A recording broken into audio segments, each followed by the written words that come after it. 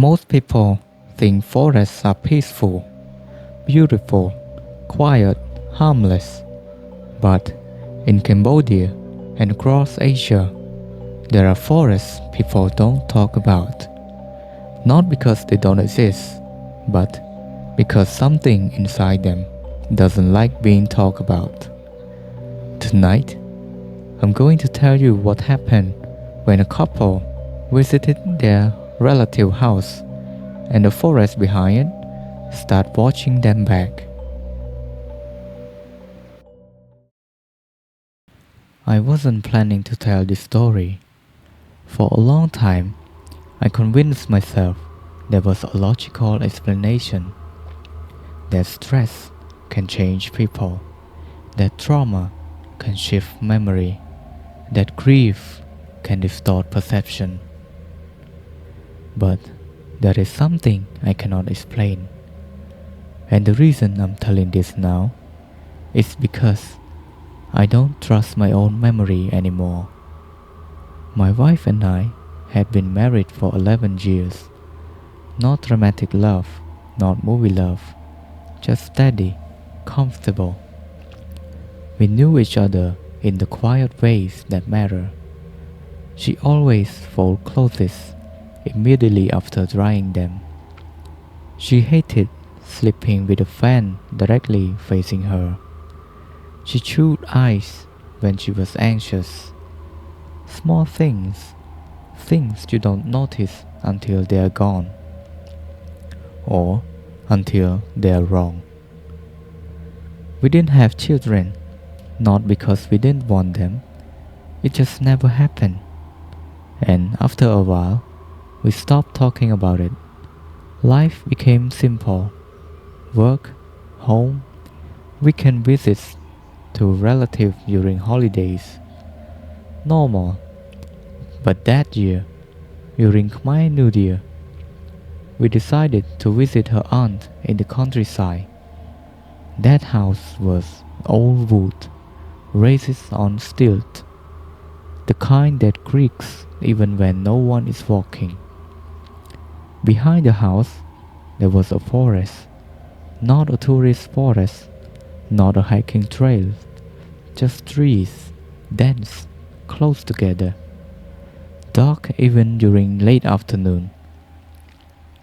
Her aunt told us not to go too far inside. She did not explain why. She just said it casually while cutting mango in the kitchen. Don't go deep, it gets confusing. I laughed. I thought she meant you could get lost. My wife laughed too. We weren't children. We weren't planning to explore anything. It was just trees behind the house. The first 2 days were normal. We ate, we talked, we slept under a mosquito net. At night, I could hear insects and something moving far away in the trees. But that's countryside life. You don't question every sound. On the third day, in the late afternoon, my wife said she wanted to walk behind the house just to take pictures. She likes photography, not professionally, just for herself. Sunlight was low, orange light through the trees. It looks peaceful. I told her I would come with her. She said no, she wanted quiet. She kissed my cheek before stepping down the wooden stairs. That was the last completely normal moment. I remembered it clearly. The way her hair brushed against my face, the smell of soap, the sound of her sandal touching dirt. I watched her walk toward the tree line. She did not look back. I don't know why, but that detail bothers me now. She usually looked back. After maybe 20 minutes, I realized it was getting darker. The countryside gets dark so fast. No street light, no nearby houses, just forest and open land. I called her phone, no answer. I waited for 5 more minutes, called again, still nothing. That's when I walked toward the tree. The forest wasn't deep at the edge, but once you stepped in, the light changes. It becomes cooler, quieter, like sound doesn't travel properly. I call her names, no responses. I walk maybe 10 minutes inside, further than I thought she would go. There was no trail, just scattered dry leaf and tree roots. I started feeling stupid. Maybe she went back to the house another way. Maybe I was overreacting. I turned around to head back, and that's when I saw her. She was standing about 30 meters away, between two trees, still, not moving, just standing. I felt immediate relief. I walked toward her. "Why don't you answer your phone?" I asked. She did not respond right away. She was looking at something deeper in the forest, not at me. "Are you okay?" I asked again. She turned slowly. Her face looked normal, but there was something I can't describe. Not different, just delay. Like her expression came half a second after she decided to smile. She said she did not hear her phone, said she was just walking. Instead, I was overthinking. Her voice sounded normal, almost normal. But there was something slightly flat in her tone. Maybe I imagined it. Maybe I was already nervous. I asked how far she went. She said not far, but we were much deeper than I expected. I checked her phone when we got back to the house. No missed calls. That part still doesn't make sense, because I remember calling more than once. That night, her aunt asked casually, "You went inside?" My wife said yes. Her aunt pauses for a moment longer than normal, then nodded. "Sometimes the forest keeps things," she said, and went back to washing dishes. No explanation, just that sentence. At that time, it sounded like old village superstition. Now I replay it differently. That night, when we slept under the mosquito net, I woke up around 2 a.m. because I felt something strange. The bed felt lighter. I reached beside me. She wasn't there. I sat up immediately. The house was quiet, too quiet. I stepped outside and I saw her, standing at the edge of the yard, facing the forest, not moving, barefoot. I called her name softly. No response. I walked closer. "Why are you out here?" She turned, and again. There was that slight delay, like she was loading a response. "I couldn't sleep," she said. I told her to come inside. She followed me without arguing. But she did not look at me while walking. She looked past me, like she was tracking something behind my shoulder. That was the first night. That was when I should have paid more attention. But when you've been married for years, you don't jump to fear. You look for a normal explanation. Stress, heat, village air, bad sleep. You rationalize. You protect your understanding of the world, because the alternative is worse, and that was the only beginning.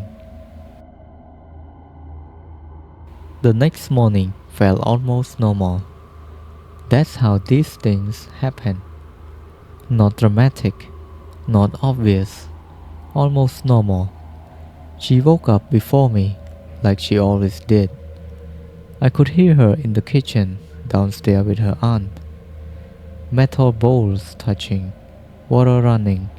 I lay there for a few minutes, convincing myself the night was nothing. Maybe she couldn't sleep. Maybe she needed air. Simple. When I went downstairs, she smiled at me. The same smile she had for 11 years. But I noticed something small. She did not pour sugar in her coffee. She has always put exactly 1 spoon. Never 0, never 2. It sounds ridiculous now, but when you live with someone for over a decade, those details become automatic. I did not say anything. I just watched her drink it black. Her aunt asked if we slept well. I said yes. My wife hesitated before answering. Then she said yes too. That hesitation, it was half a second, but it was there. Later that afternoon, we sat outside under the house where it was cooler. Her aunt began telling stories about when she was younger, about how people used to avoid going too far into the forest behind the house, not because of animal, because of confusion. That was the word she used again, confusion. She said sometimes people would walk in and come back quiet, not injured, not lost, just quiet, different. When she said that, she did not look at me. She looked at my wife. And my wife did not react. No smile, no comment, just listening. Too still. And that night it happened again. I woke up around the same time, 2 a.m. The bed lighter. This time I did not panic. I already knew where she would be, and she was at the edge of the yard, facing the forest. But this time, she wasn't just standing, she was whispering, very softly. I could not make out the word. It did not sound like Khmer. It didn't sound like any language I knew. It sounded rhythmic, like repetition. When I stepped closer, she stopped instantly. Not gradually, instantly. Like someone switched something off. And she turned slowly. That same delay. The same half-second lag before expression. "What are you doing?" I asked. She blinked once. Slow. Nothing. Her voice sounded dry. I asked what she was saying. She said she wasn't saying anything. I told her I heard her. She stared at me for maybe 3 seconds, then said, "You drink too much." That sentence did not fit her. She doesn't speak like that. She would say, "You're imagining things." But she said, "You drink too much." It felt borrowed. The next morning, I checked her phone again. Still no missed calls from the day she disappeared. But my call log clearly showed outgoing calls. Multiple. I even showed her. She looked at my screen, then looked at me. "Maybe the signal was bad," she said, and shrugged. Like it wasn't strange. Like it didn't matter. That was the moment doubt started forming. Not fear, doubt. I began testing small things. I asked her about the trip we took years ago to Kampot. She said it rained the whole time. It didn't. It was hot and dry. I remember because she got sunburned. I asked her what movie we watched on our anniversary last year. She paused. Too long, then guessed. And guessed wrong. Not small details, important memories, shared memories. At first, I told myself trauma could affect recall. Maybe something scared her in the forest. Maybe she did not want to talk about it. Maybe she felt embarrassed. But then came the dog. Her aunt's neighbor has 3 dogs. Every time my wife steps outside, they bark. Aggressively, not playful barking, defensive. Their tail tucked, teeth showing. One of them even tried to lunge at her once. The neighbor had to pull it back, and my wife didn't react. Did not flinch, did not even look startled. She just looked at the dog like they were incorrect, like they were malfunctioning. That night, her aunt finally said something direct. We were sitting in the dim kitchen, only one yellow light on. Her aunt leaned closer to me while my wife washes the dishes outside, and she said quietly, "When she came back from the trees, did she answer you immediately?" The question felt sharp. I asked what she meant. Her aunt did not answer directly. She said, "Sometimes the forest doesn't give back what it takes. It gives something else, but only if you call it." I felt irritated. It sounded like superstition, like old village fear. I told her we found my wife standing there, alive, normal. Her aunt nodded slowly, but she did not look convinced. That night, I decided not to sleep. I pretended, waited, watched. At exactly 2 a.m., she sat up. No hesitation, no confusion, just like she had an alarm inside her body. She stood up and walked toward the door. No stumbling, not sleepy. Precise. I followed her quietly. She stepped outside, and this time she did not stop at the edge of the yard. She walked toward the forest, not fast, but deliberate. I whispered her name. She did not respond. I grabbed her waist. Her skin felt cold, colder than night air should allow. She turned, and for a split second, her face was blank. Not neutral, blank. No micro expression, no recognition. Then it shifted, like a mask sliding into place. "What's wrong?" she asked. No more tone, no more concern. I told her to come back inside. She resisted slightly, just for a moment, like a child being pulled away from something interesting. Then she followed, back in bed. She fell asleep instantly.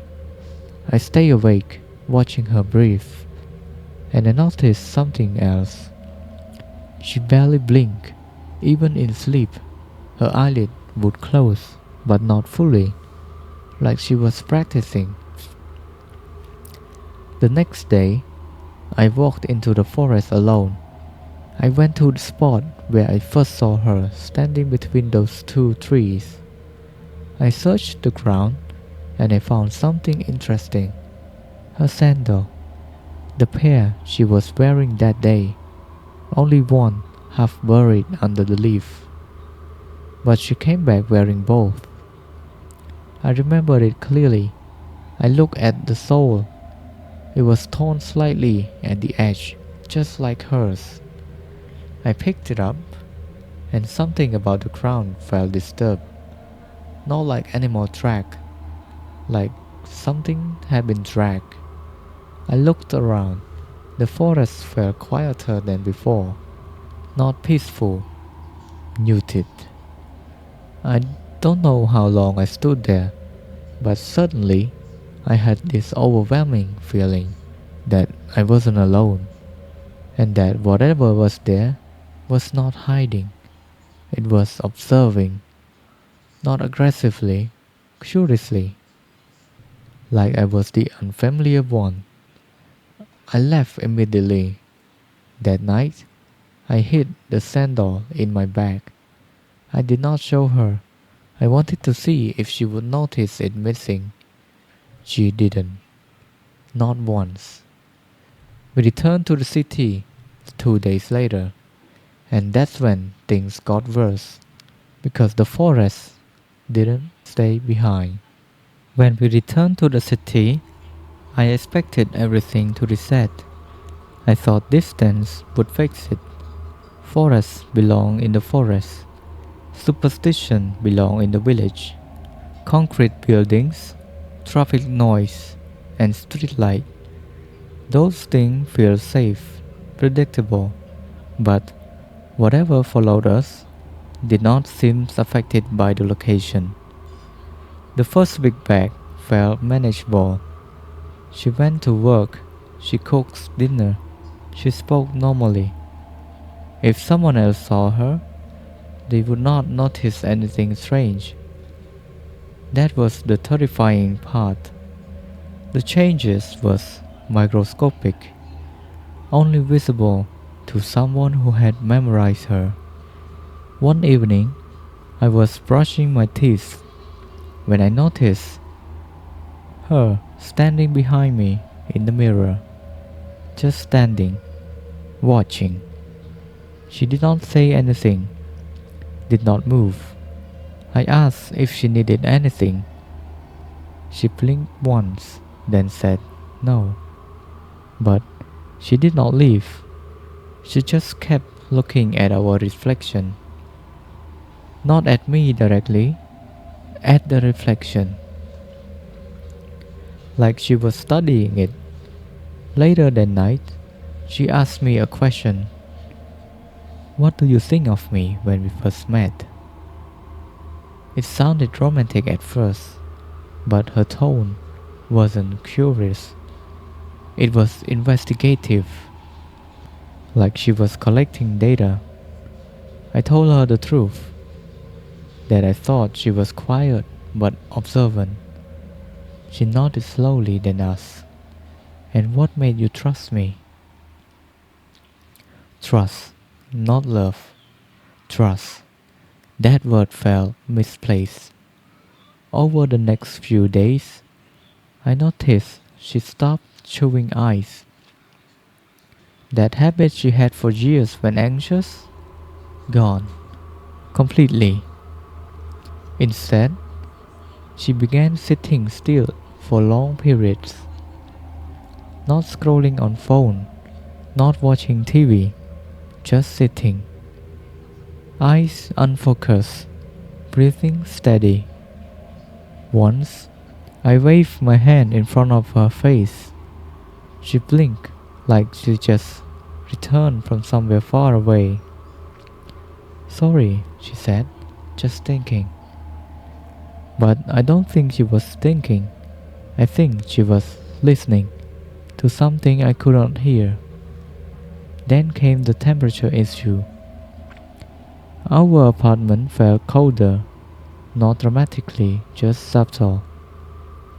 Even when the air conditioner was off, I would wake up at night and feel chill concentrated on her side of her bed, as if the cold belonged to her. One night, I woke up again at 2 a.m. But this time, she wasn't outside. She was standing at the foot of my bed, watching me in the dark. Her face barely visible from the streetlight, leaking through the curtain. "How long have you been standing there?" I asked. She did not answer immediately. That delay again. Then she said, "Not long." Her voice sounded closer than her body, like it came from beside my ear. I sat up, turned on the lamp, and she blinked rapidly as if the light startled her, not emotionally, physically, like the brightness hurt. I asked why she was watching me sleep. She tilted her head slightly, not in confusion, in calculation. "You look different when you don't know I'm looking," she said. That sentence stayed with me. It did not sound affectionate, it sounded observational. After that night, I started recording her. I did not tell her. I set my phone on the dresser and let it record while we sleep. The first few nights shows nothing unusual, but on the fourth night, at 2 a.m., she sat up, slowly, not like someone waking up, like someone activating. She turned her head toward me, but her eyes wasn't focused on my face. They were slightly off, as if estimating distance. Then she leaned forward very slowly until her face was inches away from mine. And she just stayed there, watching, no blinking, for almost 6 minutes. I timed it 6 minutes without blinking. Then she leaned back down and lay still again. In the morning, she acted normal. I asked if she slept well. She said yes. I showed her the video. Her expression did not change. She watches herself on the screen, leaning over me. No shock, no fear, just observation. "That's strange," she said calmly. Strange. That was her word. Not scary, not concerning. Strange. I asked if she remembered doing that. She said no. Then she asked, "Does it bother you?" That question felt wrong. Not "Are you okay?" Not "I'm sorry," but "Does it bother you?" I started sleeping with the lamp on after that. One evening, I decided to confront her directly. I asked what happened in the forest. She stared at me, and this time, there was no delay. Her answer came instantly. "Nothing happened." Too fast. I told her I found her sandal. I placed it on the table. She looked at it longer than necessary, then said, "That's not mine." But it was. The tear in the sole, the dirt pattern, everything. I told her I remember her wearing both sandals when we left. She did not argue. She did not defend herself. She just said, "Memory is not as reliable as you think." That sentence did not sound like her. It sounded rehearsed or learned. That was the moment fear replaced doubt.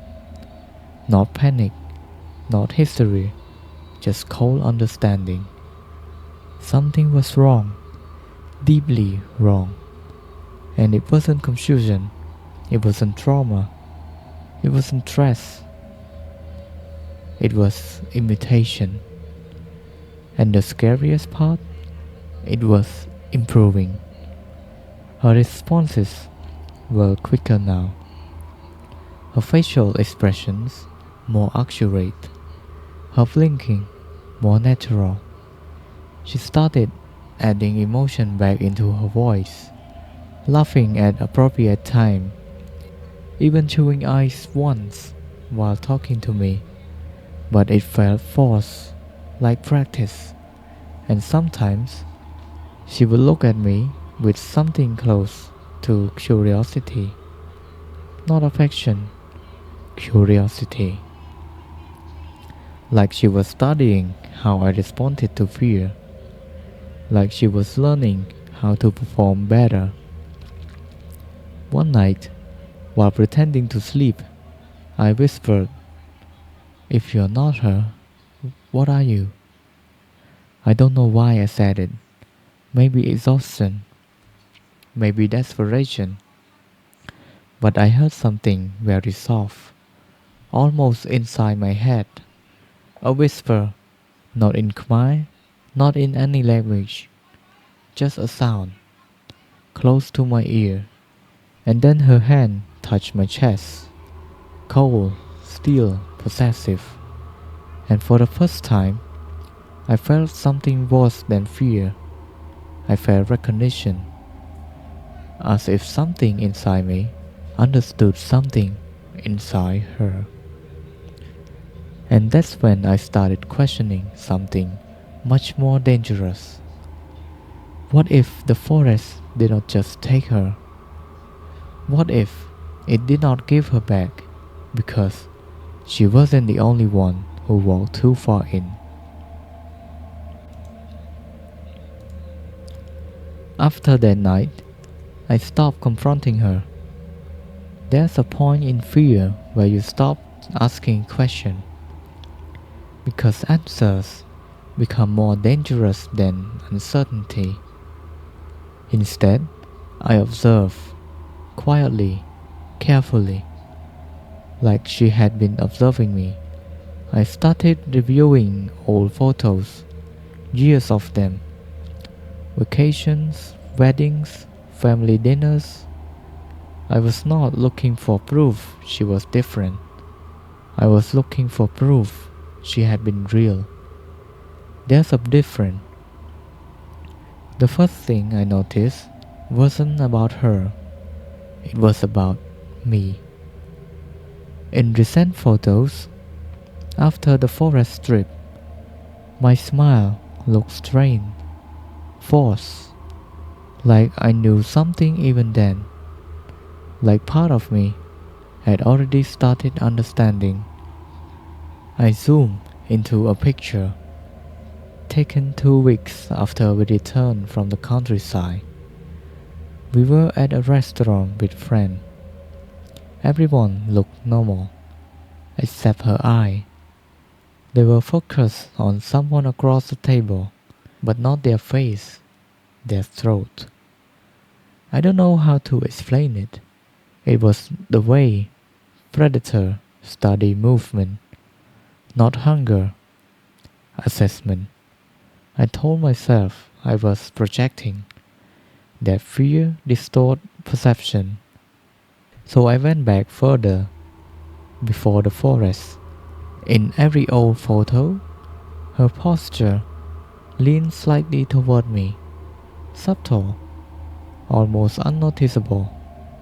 After the forest, there was space, not physical distance, but tension. Like two magnets turned the wrong way. Then I found something worse, a video from the countryside, recorded the day before she disappeared. Her aunt has filmed us sitting under the house, laughing, talking, and in the background, behind a tree, there was movement. At first, I thought it was wind, but trees weren't moving, only one section low to the ground, like something shifting position. I slowed the video, frame by frame, and at one frame, just one, I saw something pale between the tree, vertical, too tall to be a child, too still to be an animal, and it was facing us. I paused the video and zoomed in. The resolution broke apart, but I could see enough to know it wasn't a trick of light. It was watching. I checked the timestamp. That was the day before she walked into the forest alone, which means it was already there. After observing us, That realization changed something inside me because it meant she did not accidentally encounter something. It had already noticed her or us. The next discovery came from her phone. I don't know what made me check the metadata of her photo from that afternoon. Maybe instinct, maybe desperation, but one photo stood out. It was taken at 5:12 p.m. A picture of a tree, nothing special, just sunlight through branches. But the GPS location did not match the forest behind the house. It showed coordinates deeper inside, further than we had walked, almost a kilometer in. I checked the time she disappeared. It was around 5 p.m., which meant that photo was taken after I had already started calling her, after she should have been answering. I zoomed in into the photo. At first glance, nothing unusual, but near the edge of the frame, between two trees, there was something blurred, not shaped like a person, not shaped like anything specific, just distortion, like heat rising from asphalt, but vertical. I stared at that blur for a long time, long enough that I began to question something I had avoided until now. What if the moment I found her standing between those trees was not the moment she had returned? What if the moment something else stepped forward and she never left that forest at all? That thought did not feel dramatic, it felt logical, cold logic. The next week, something happened that removed any remaining doubt. I came home early from work. She did not know. The apartment was quiet, too quiet. I walked toward the bedroom and heard a sound. Soft, whispering, the same rhythm that I heard that night in the yard. But this time it was clearer, layered, like two voices slightly out of sync. I froze outside the door. The whisper stopped immediately, not faded, stopped. I opened the door. She was sitting on the edge of the bed, looking at the wall, alone. "Who are you talking to?" I asked. She looked confused. I wasn't talking. The air felt heavier in that room, like pressure before the storm. I stepped closer, and for the first time, I noticed something in her eye. Not glow, not color change, absence. Like depth has been replaced with reflection. Like her pupil was slightly too still. "I heard you," I said. She stood up slowly, walked towards me, and placed her hand on my chest, right over my chest. "You're listening too much," she whispered. Not angrily, not affectionately, correcting. Then she added, "It's not polite." That sentence made no sense in context. Polite? To who? That night, I dreamed of the forest, not walking through it, not lost, just standing at the edge, watching two figures deeper inside. One of them was my wife, and the other one was. I woke up before I could see clearly, but I remember the shape, the height, the posture. It looks like me. I began experiencing small lapses after that. Moments where I could not remember entering a room. Moments where she would ask if I was okay because I was standing still. Moments where I felt like I was watching myself from slightly outside. Subtle, brief, but increasing. One evening, I confronted her again. I asked her directly, "Did something happen to you in the forest?" That time, she did not deny it. She did not get defensive. She smiled gently and said, "Something happened to everyone in the forest." That wasn't the answer, it was correction, as if I had been thinking about it the wrong way. Not something happened to her, something happens to everyone. Then she asked me something that will make my skin cold. "Do you remember walking past the two trees?" I froze, because I did. That's where I first saw her standing, between the two trees. "How do you know that?" I asked. She tilted her head slightly, that familiar, calculating tilt. "You were there too," she said softly, and for the first time, I wasn't sure she was wrong, because there's something I never told anyone. When I first stepped into the forest looking for her, that was the moment, a brief one, where I lost my sense of direction. Just for a few seconds.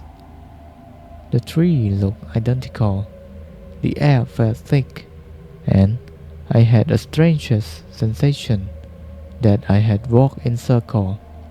But when I turned, the path behind me did not look familiar. I dismissed it at that time. Now I replay it differently. What if I walked deeper than I remember? What if I crossed something?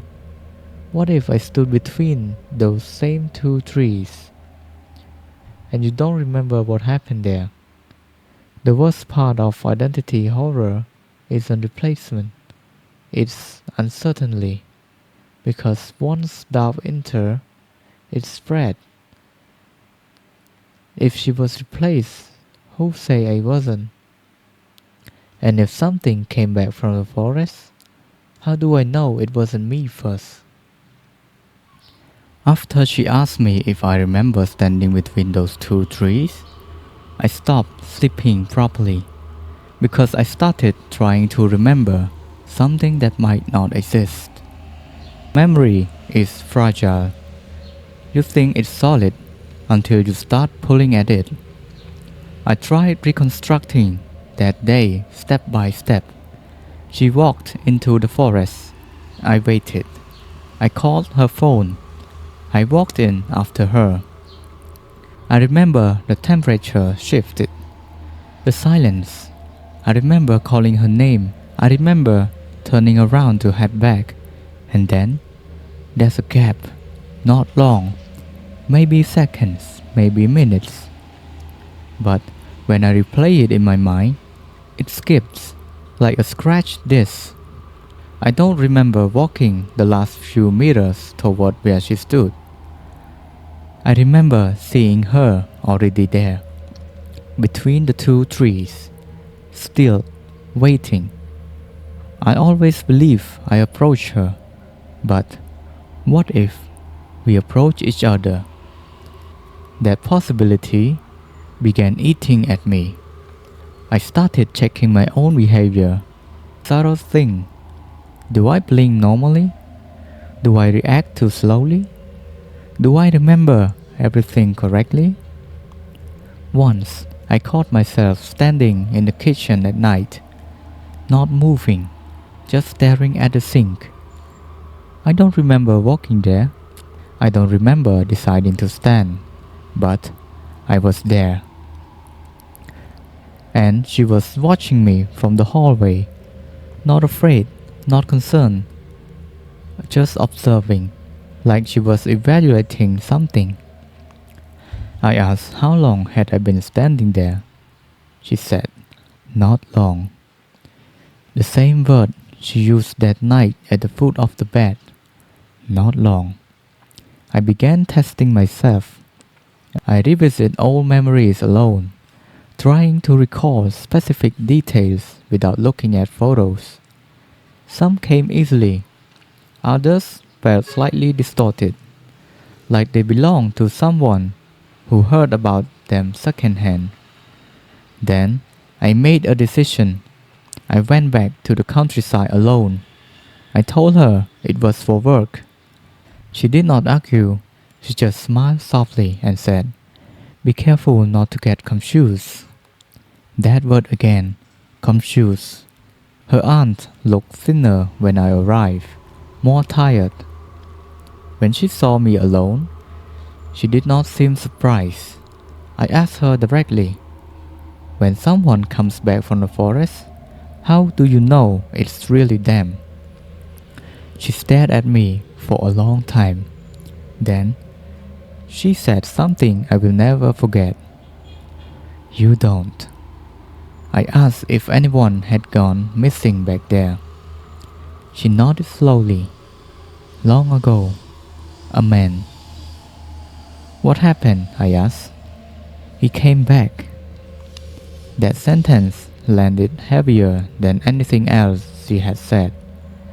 "He came back different?" She shook her head. "No, he came back." I did not understand until she added, "But the man they buried 2 weeks later looks like him too." The forest behind the house looked smaller during the day, less threatening, but I knew better now. I walked to the same place, the 2 trees. They were easy to find once you know the spacing. The ground felt softer there. Disturbed, I stood between them, waiting for something, listening. The air felt thick again, mute. And then I noticed something carved faintly into the bark of one tree. Initial, not old, not weathered, fresh enough that the line was still visible. 2 letters, my initial. I never carved tree. I never would.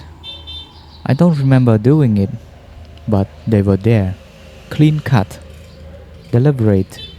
My hand started shaking, because that meant one of two things.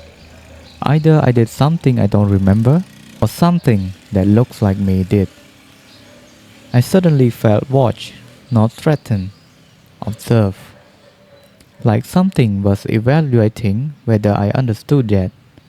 I stepped backward, out from between the trees, and for a brief seconds, the forest felt disappointed.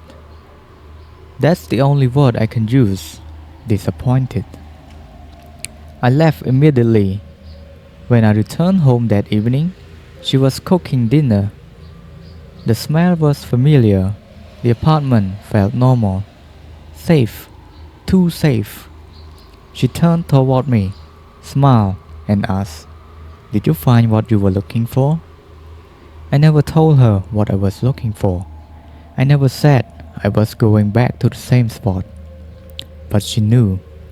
I looked at her carefully, searching for delay, for calculation, for imitation.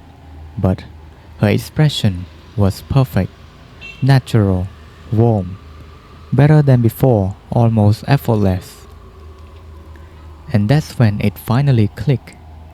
If something replaced her, it's learning, improving, becoming indistinguishable. Which means the earlier version, the one with delays, the one practicing, that phase would end. And the only reason it would need to improve is if something else was also adapting. That night, I checked the security camera in our living room. Something I installed weeks ago, just in case. There was a footage from the night before I left the countryside. At 2 in the morning, the bedroom door opened. 2 figures walked out. Not one, 2. One was clearly her, the other looked like me, same height, same posture, but slightly out of sync, as if walking half a second behind the rhythm of reality. They stood facing each other in the living room, not speaking, just standing, and then they both turned their head at the exact same time toward the camera. The footage glitched for a second. When it resumed, only one person stood there. It was me, or at least the version of me that returned to the bed. I watched that clip more times than I can count, trying to find a trick, a shadow, an editing glitch, anything, but it was clear. Two, then one. And I don't remember leaving the bed. I don't remember standing in the living room. I don't remember turning toward the camera. The next morning, I asked her carefully, "Do you think people can change without realizing it?" She did not hesitate. "Yes." "Completely?" I asked. She smiled softly. "Only if something else remember for them." I don't know what that means. I don't know who was replaced first. I don't know if the forest take one or trade. I don't know if it need permission or if standing between the two trees is enough. What I do know is this. When I look at old photos now, I sometimes don't recognize the man standing beside her. His expression felt unfamiliar, his eyes slightly off, and sometimes when I catch my reflection in the mirror, there's a fraction of a second where the expression comes after the awareness, just slightly delayed, like something is deciding how to respond. If my wife was taken, then something came back wearing her face. But if I was taken, then this story isn't a warning. It's documentation, because sometimes late at night, when the apartment is quiet, I feel the urge to stand at the window, facing the darkness, listening. And I don't feel afraid, I feel home. So, if you ever visit a relative in the countryside and there's a forest behind the house, don't go too deep. And if you do, don't stand between two trees. And if someone you love came back and something feels slightly delayed, ask yourself carefully, are you sure it's them? And are you sure it's you?